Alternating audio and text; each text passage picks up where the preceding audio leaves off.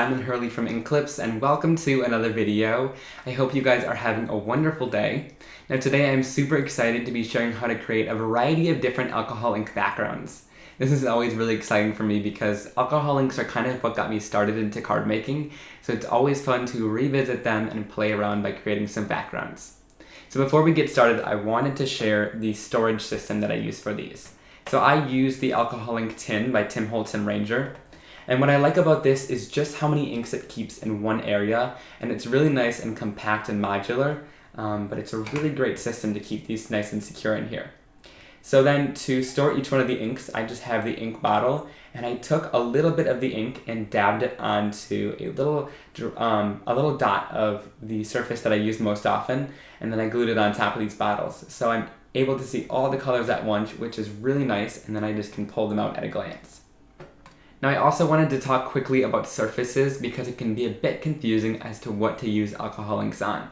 So Ranger's created a lot of different surfaces you can use, and my favorite one is the alcohol ink Yupo. So I'll be using this throughout the whole video here, but you can also use like foil and different surfaces that are also created, and anything non-porous really works well with the alcohol inks.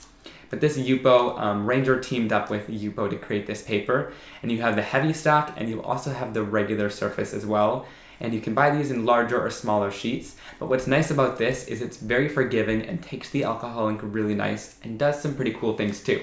So I'm excited to show that. Okay, so let's get started on a pretty easy technique using the little mini ink blending tool with the inks. This is something that I would have created a lot when I first started. So I have the little mini blending tool here, and I also have the little felt that goes on top of it. So what I'm going to do is I'm going to take each color that I have and just put a little color inside there. So I just hold it down for a couple seconds, and then I'll put the yellow in there too, and I'll also put a little bit of teal. So you'll notice I'm not putting them all in one place. I've got different drops all over the surface, and then I want to add a little bit of brown. Don't want as much though, so I'm just going to add a littler drop right in the center. And then you can take this tool and just pounce it along the surface. And as I do this, I'm kind of moving my blending tool in a circular motion, and that way you don't get the same stamp over and over, so you're kind of spreading out your color there then. So I'm going to do this all over the surface of the cardstock until it's covered. So this is going to give me a really cool effect, and you can see how when you put the alcohol ink on, it kind of starts with those small little drops and then it spreads out and really reacts with itself. So you get kind of that fun marbled effect on there. So once I've done my first layer, here's what it looks like, and then I could just take that same ink that's on the tool and just go back in here. And you can see every time I tap the surface, the alcohol ink re-reacts with itself. So I really love the look of that, and I love all these tiny little dots you can add here. So I'm just going in with the inking tool, and I'm just going to keep pressing down all over to create those little tiny spots. One thing that I've learned over the years with alcohol inks is once you like the background, stop whatever you're doing and just set it off to the side. So I love this background how it is, and I'm going to leave it once it's done, but I love all these tiny little spots you can get. You could totally leave it with that kind of more marbled effect, more solid effect that I did in the beginning there without all these little spots. You can also just use the ink straight to the surface and get a pretty cool effect as well. So I'm going to start off with the lightest color that I'm using. This is Pool. And I'm just going to take the ink from a little bit above and just kind of not squeeze it all, but just kind of shake the bottle. And you get these fun little drips, and they kind of spread out and move along. So you could wait for it to spread out a little bit and then go in with your second color and drip a little bit of that color on. So I don't go for a ton of color, and I kind of let it spread out and react with each other. And it looks really cool. So then I'm going to add a little bit of green in here, and that reacts really nicely with those blues there. And then I'll add a little bit of this pistachio color. So this background has a lot of white space in it, and it's kind of spreading out, and you can see it kind of reacting there. I really love the look of that. So I can pick this up and move some of that color around too to get a more blended effect if I want one. So you can really see that once that ink spreads out, it creates a really nice smooth background, but you still have those fun details of all those colors mixing and kind of mingling together. So I like how this one looks, so I'm going to stop here, but you could keep going and add a little bit more texture too, but I'll share that in a future background. So right about now, I wanted to let you guys know how I clean my surface. So I'm using the Tim Holtz glass mat here. This is a really great surface for working with alcohol inks on because it kind of sits on top of the mat and you're really easily able to clean it afterwards, which is super nice. Tim always recommends to use the hand sanitizer to clean it off because it's a gel. So instead of just using regular alcohol, this won't dry as fast, and it's really nice and easy to clean off all that alcohol ink there. So I'll just wipe all that off before we start on our next background.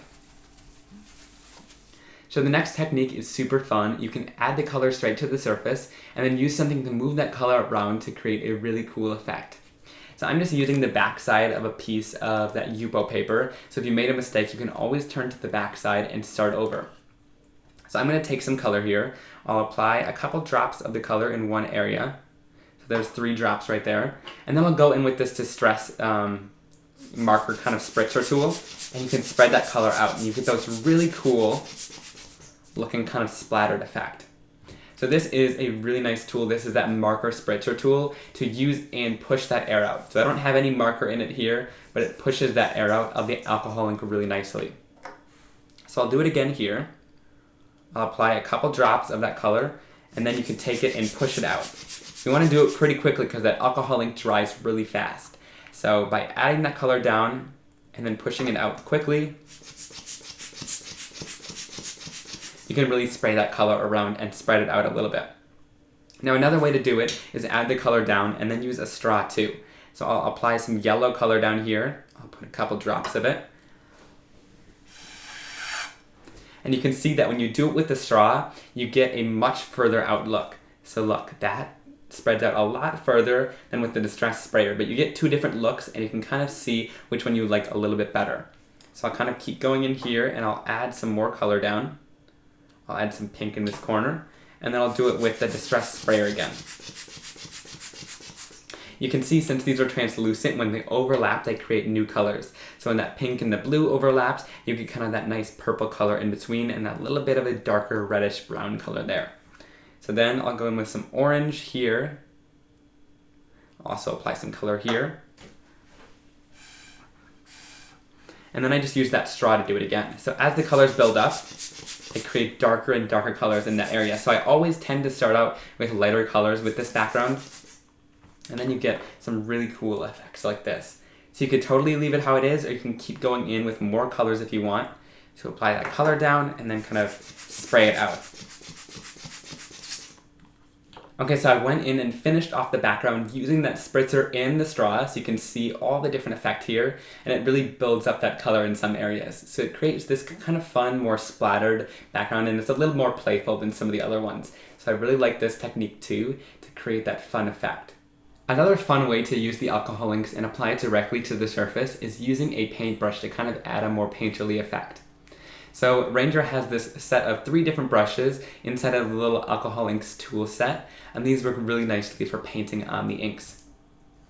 And I also have little jars of blending solution and rubbing alcohol. So I'll create 2 different backgrounds here. This side will be the blending solution side, and this side will be the rubbing alcohol side, because they react a little bit differently with the alcohol inks, so I wanted to share that as well.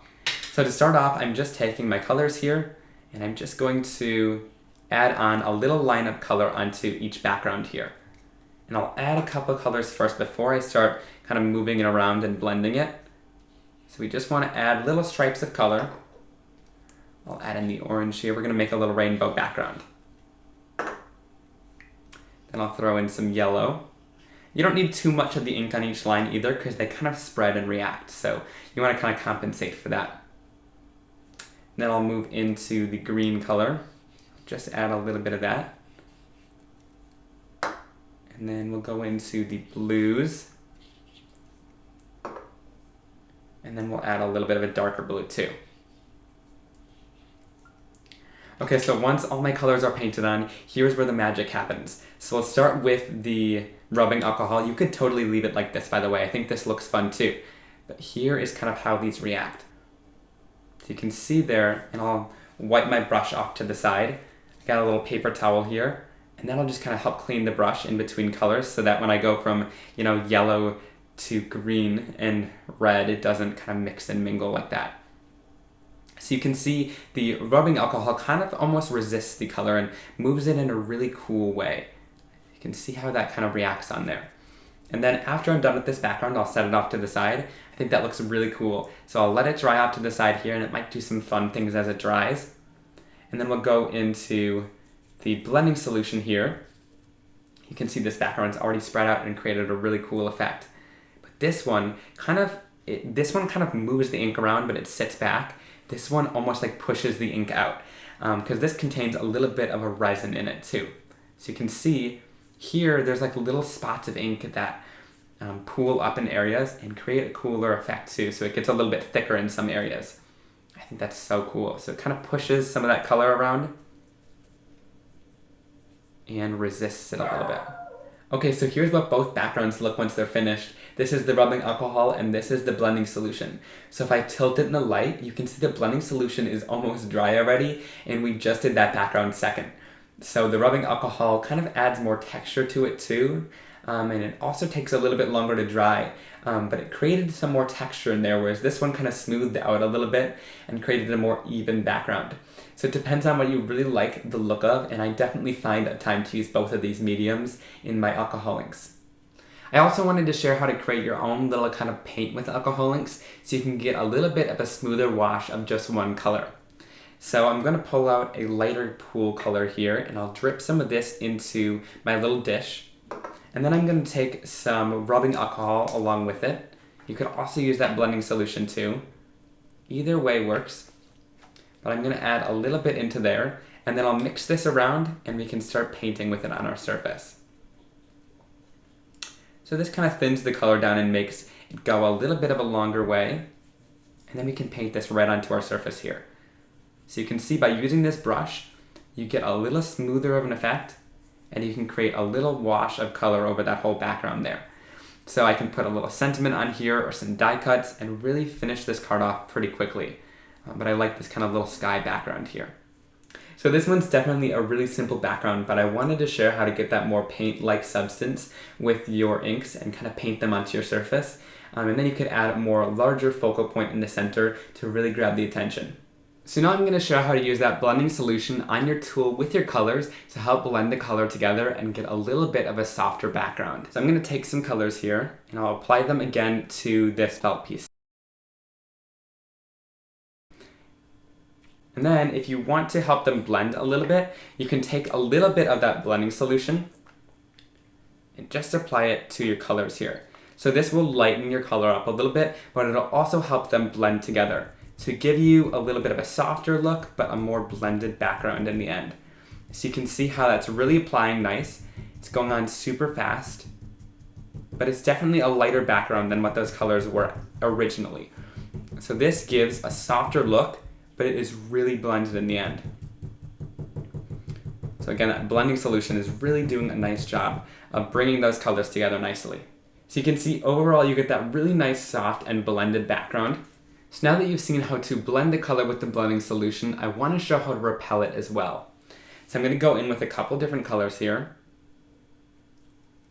And I'm just going to apply them to my blending sponge here. And then once I've done that, I'll grab my Yupo paper and I'm just going to quickly apply this color like I normally would. So you can see these colors are really vibrant because they're just straight from the inks.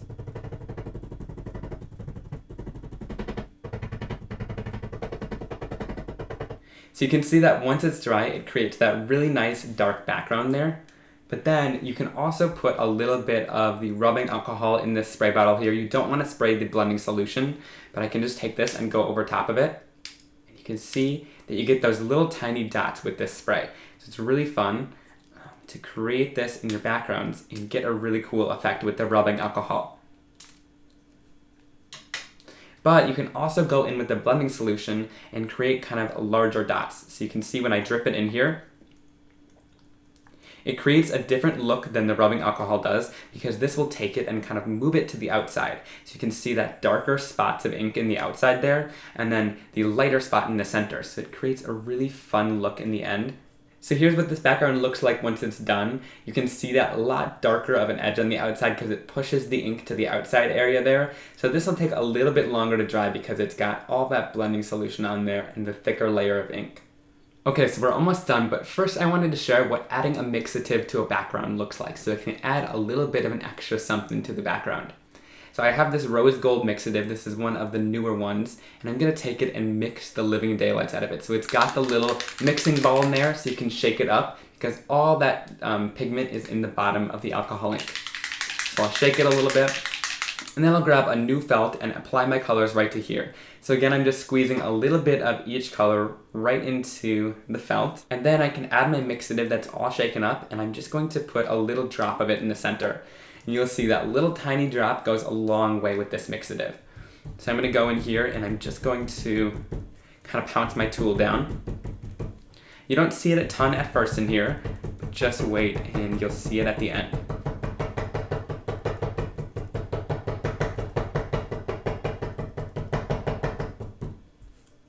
So you can see that when I tilt it in the light and the background is all dry, you can see all those little areas where that dots of the mixative are in there. So you can see it ends up really cool with just those little spots of mixative all around, and it creates a really fun background. If you want larger areas with that mixative in it, you can apply your color again directly to the surface here. So I'll apply a couple colors down, right onto my surface. And then I'll throw a little bit of mixative into here. And this is really strong, so you want to kind of be careful about it and not add too much. But then I'll grab my blending solution and I'm just going to kind of blend this out a little bit. So this really adds lots of that mixative in there, but you get more than those little spots then, and you can create a really fun background. So I'll wipe off my brush to clean it out, and then I'll go into this yellow and kind of move that mixative around in there. So then you can see this creates a really fun area, and you can see all that shiny mixative just kind of moving around in there. So you can see once this one's all dry, you can see when you tilt it in the light, you get that fun shine, and you can see all of that awesome rose gold shimmer in there from that mixative. So it's really cool to either apply it on that sponge and get little spots of it, or do kind of a painted background like this and go a little bit crazier with that mixative in there to create that really shiny effect and get it all over the place so you have that really nice metallic kind of colored background. Alright, so I hope you guys learned a little bit more about the alcohol inks and are inspired to create with them. If you did enjoy this video, please give it a big thumbs up, and don't forget to subscribe down below if you want to see more videos like this one from me. Also, leave a comment down below. I would love to know what's your favorite method of using these alcohol inks. I think they're so much fun, and I'm excited to continue using them. So I'll see you guys very soon in another card making and crafting video. Bye!